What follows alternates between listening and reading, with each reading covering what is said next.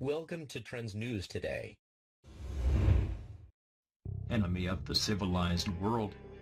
Genghis Khan. Genghis Khan was responsible for millions of deaths, and receives the top crown, as the worst mass murderer in history, but Tamerlane was a very close and respectable second. Hitler had help from Stalin. Numbers-wise, and Mao's great social experiment ended in high numbers of deaths due to incompetence, and the distorted social views of communism, not direct cruelty.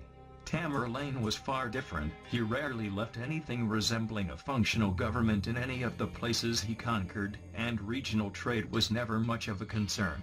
His armies looted, pillaged, and murdered for the sake of looting, pillaging, and murdering.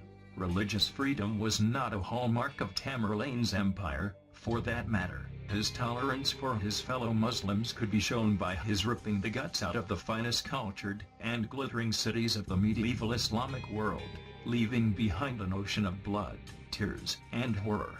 Even now, in the second decade of the 21st century, over 600 years later, most of those cities have not yet fully recovered even a fraction of their former status among the more advanced civil communities of the world. In some ways, Timur can be considered to be even worse than Genghis Khan. Numerically, the body count was much higher under Genghis, but life in their respective empires was very different. In Genghis Khan in the Making of the Modern World, author Jack Weatherford pointed out that the Mongol Empire under Genghis created the nucleus of a universal culture and world system, with the emphasis on free commerce, open communication, shared knowledge, secular politics, religious freedom and coexistence, international law, and diplomatic immunity. On the other hand, 19th century historian Peter Fredette wrote, "Never assuredly were there deeds of cruelty so awful and so multiplied, perpetrated either by Alexander the Great, or any other conqueror except Tamerlane." British historian John Joseph Saunders noted till the advent of Adolf Hitler, Timur, or Tamerlane stood forth in history as the supreme example of soulless and unproductive militarism. Historians have estimated that his campaigns caused the deaths of 17 million people, which, at that time, was about 5% of the world population, leading to a truly horrific legacy. It wouldn't surprise many that lawyers today can credit Tamerlane as a teacher of one small aspect of modern law, the incident in Sivas, where the defenders surrendered under the promise of no blood would be shed, but were buried alive instead of being stabbed or cut, is not only a worthy mention here, because of its historic cruelty.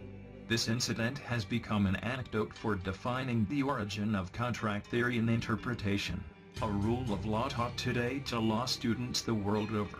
Keeping to the letter of the law does not necessarily demonstrate that the spirit of the law has been conveyed. The spirit of the law must be demonstrated, a lesson that the defenders of Sivas learned the hard way. Being buried alive by Tamerlane was not unique to the Sivas garrison. In a town called Sabsawar, Tamerlane suppressed a revolt by taking the town in a storm of an onslaught.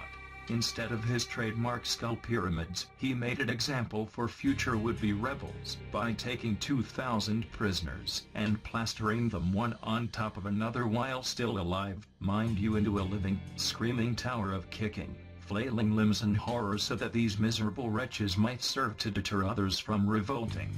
What do you think? If you like this news, please share this with your friends. Don't forget to comment below the box, and subscribe our channel.